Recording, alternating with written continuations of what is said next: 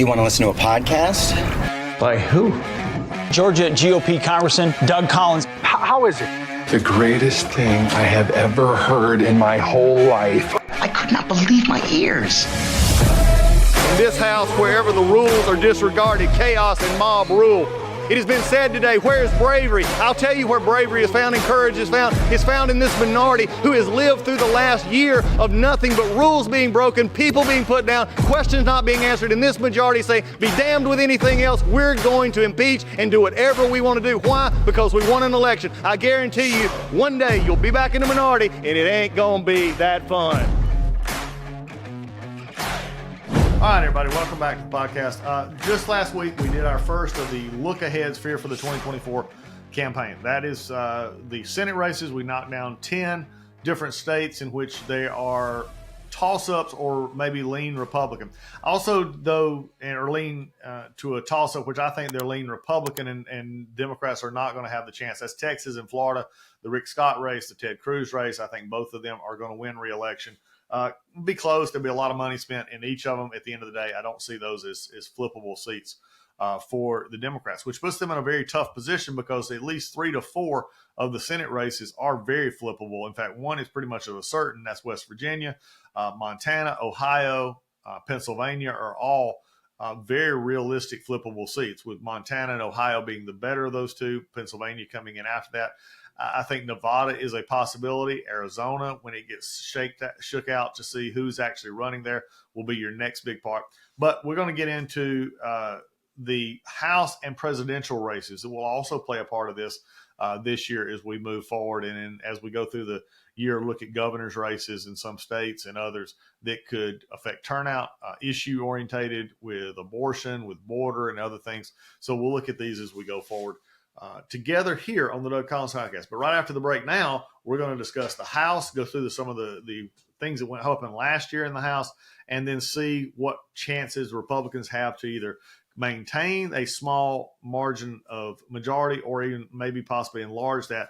I will say a little teaser here. This one is going to get interesting. Democrats have their best chance in some of these seats due to some issues we're going to discuss of possibly flipping the House in this next cycle. Republicans have got to be vigilant in these House races as we go forward. So right after the break, let's get into the House races and the presidential race. Hey, folks, when you look out and you see the country and just the disarray it is, you see the Biden administration, you see the wholesale prices have just went through the roof again. Inflation is tearing us up. If you have your finances all impinged in just a few areas, if you're just in stocks and bonds and you're not diversified, I got some news for you. You need a navigator. You need somebody to help you get to where you need to go with those finances. And I can't think of anybody better to do that than my friends at Legacy Precious Metals. You need precious metals in that portfolio. You need gold and silver.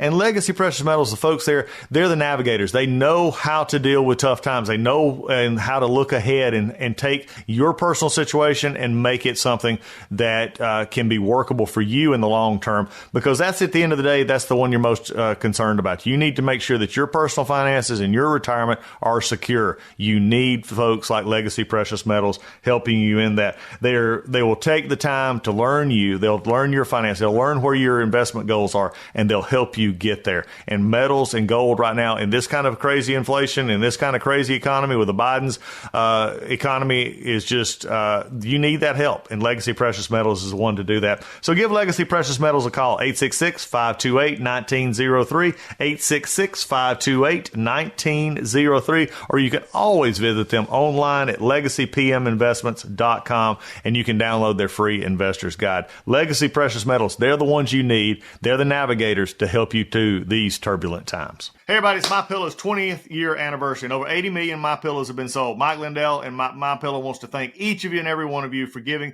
you the lowest price in history on their MyPillows. You will receive a queen-size MyPillow for $19.98. Regular price is $69.98, and just $10 more for a king size. You will receive deep discounts on all MyPillow products, such as bed sheets, mattress toppers, pet beds, mattresses, my slippers, and so much more. This is a time to try out something other than the amazing products that you've had your eye on. Go to mypillow.com, click on the radio podcast square, and use the promo Collins, Collins, to receive this amazing offer on the queen size MyPillow for $19.98, or call 800-986-3994.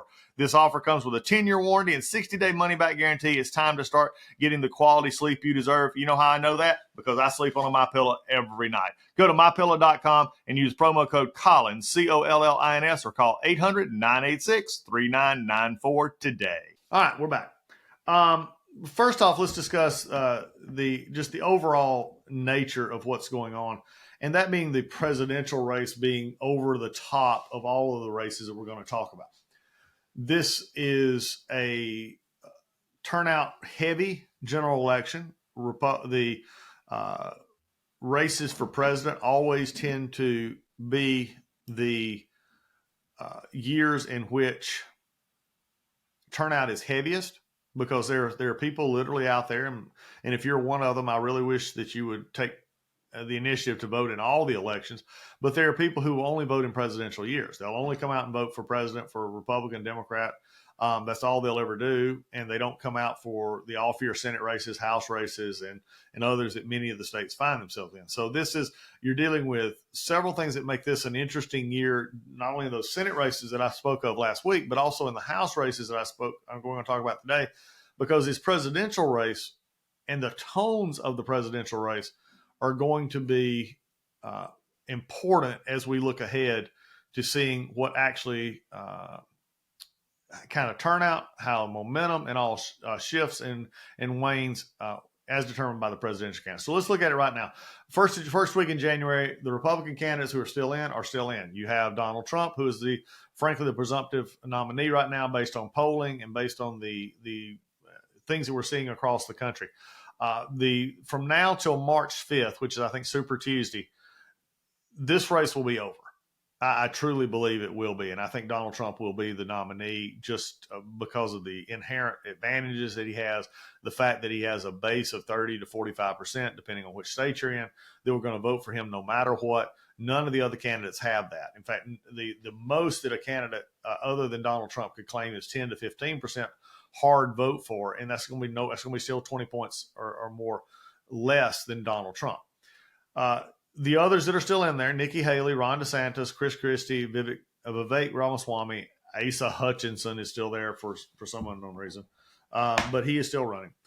Really, this is going to break down to this. Ramaswamy ran a campaign that energized folks for the stuff that he said, but never really was able to move past the contradictions in a lot of what he said. And that's not to be harsh. It's just being honest that this is a candidate who at times chased clicks, it appeared, more than he chased votes. And I get the idea. We hear this a lot now. I'm the outsider. You got to have radical ideas. But when you give contradictory answers on things such as foreign policy, even domestic policy, and others, people have a legitimate "I'm not sure about you" statement.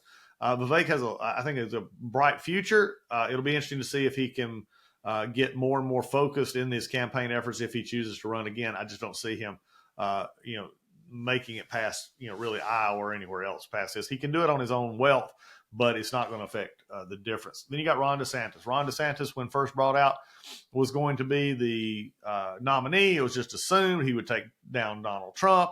He had been reelected as governor in the state of Florida by this overwhelming majority, had taken over Democratic counties.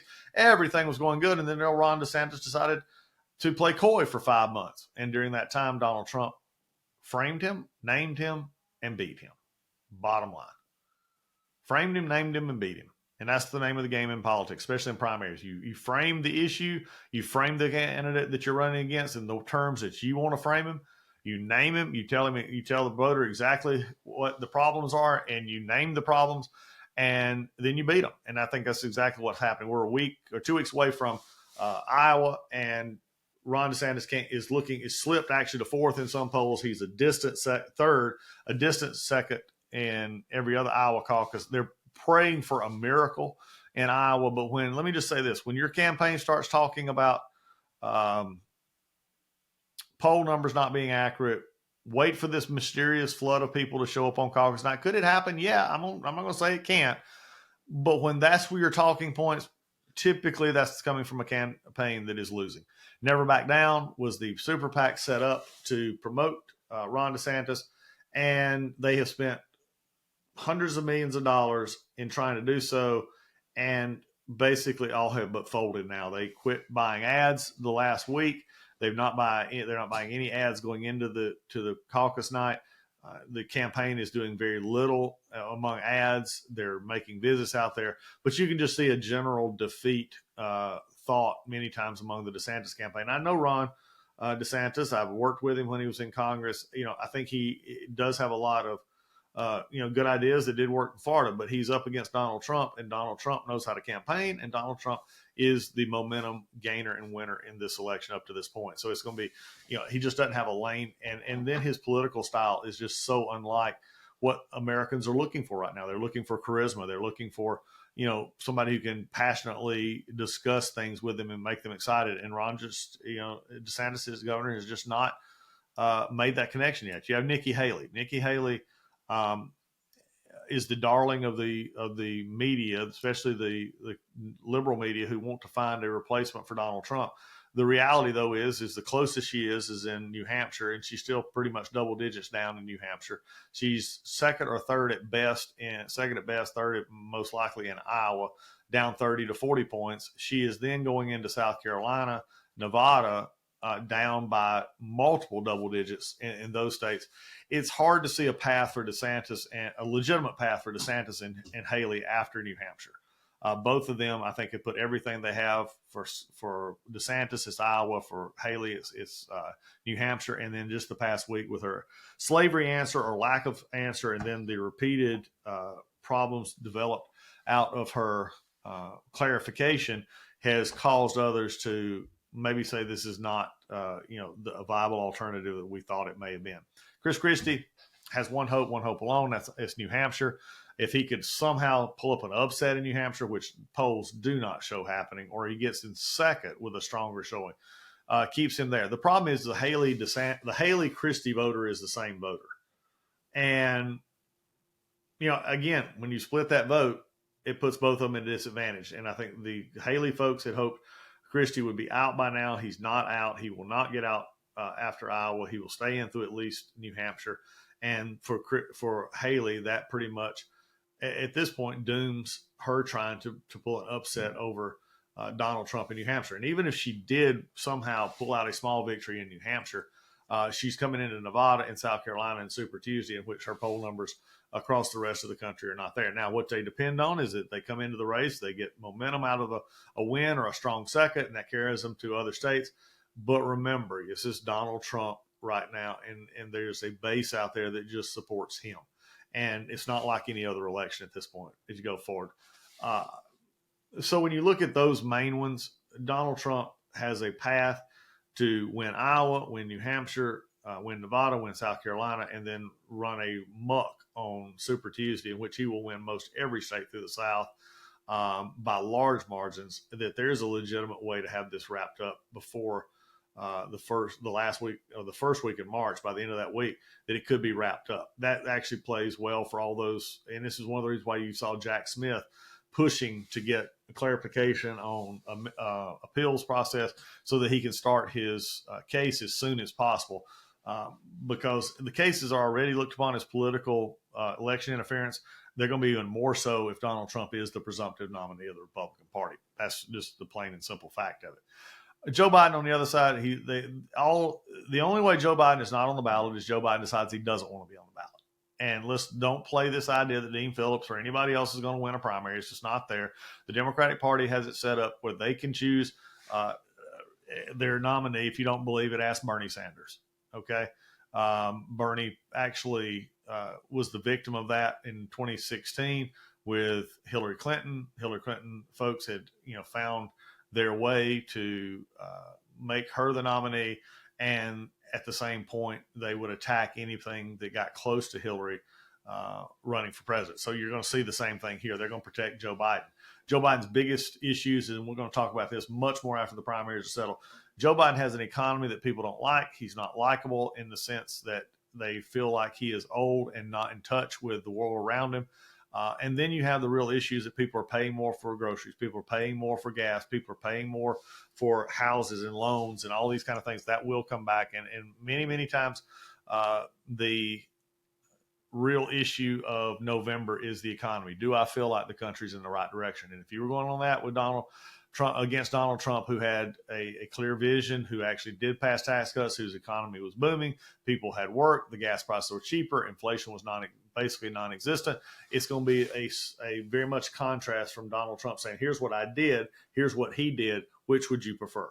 I think that's going to be the basis as we turn this thing out on the presidential side. So right now it's all shaping up to be a Trump-Biden rematch, and most polls are showing that if that be the case, then Donald Trump will be not only the 45th president, he'll be the 47th president as well. Now, let's turn to the House. And we're not going to get into a lot of names in the House. We'll do that as we get closer. But there are seats. There are 435 seats in the House. It's tough for the Democrats to try and overcome this, mainly because of just the lack of flippable seats. Now, they have worked themselves back into a much closer possibility by the redistricting panel in New York, in essence, taking out 6 Republican seats. Now, Republicans can still possibly win those seats, but it was drawn in such a way that Democrats should be favored in those seats. So looking at this, there's seats picked up there. There's 1 seat picked up in Alabama. They tried to pick one up in Georgia. Georgia's legislature redrew the maps, met the judge's intention. Those were turned back. It doesn't seem to be at this point a discussion on, really, is the maps legal because the judge has already said they're legal. You're not going to pick up a state, another congressional seat for Democrats in Georgia. You will in New York and Alabama if those maps are holding like they are. North Carolina did a redistricting, which actually gave Democrats defeats. So of 2 or 3 seats. So if you see sort of the right now, the redistricting power plays that are being going on, and this comes from the Obama, Eric Holder school of thought, it makes it possible for Democrats, but it doesn't give them a definite path to majority as we go here. So these are going to be the big races as we look at it. And really, as you look ahead, these could be the last, in the next couple of races, the last big races that you're going to have for all the seats in places like California, New York, Illinois, where they're going to actually be losing seats, it looks like, due to the census and the changing demographics. And you're going to have places like Georgia, Alabama, Texas, Florida gaining multiple seats in some of those states, and single seats in others that will be plugged into the 2030 census as we go. So, the Republicans control the chamber with a very narrow majority, 10 seats toward the end of when they came out, the party held at one point 222. Democrats have had 212. However, since then, we are down to 220 after getting rid of George Santos and Kevin McCarthy leaving. And then Bill Johnson is scheduled to leave in the end of September. So there is a distinct possibility we could get down to 2-seat majority, not a 3-seat majority, and be sitting at 219 going forward here. Now, although that is, if you were a Democrat, you'd think, okay, great, we got a chance here. Hold the brakes just a little bit here, pump the brakes, because the makeup of the toss seats are not completely in the Democrats' favor.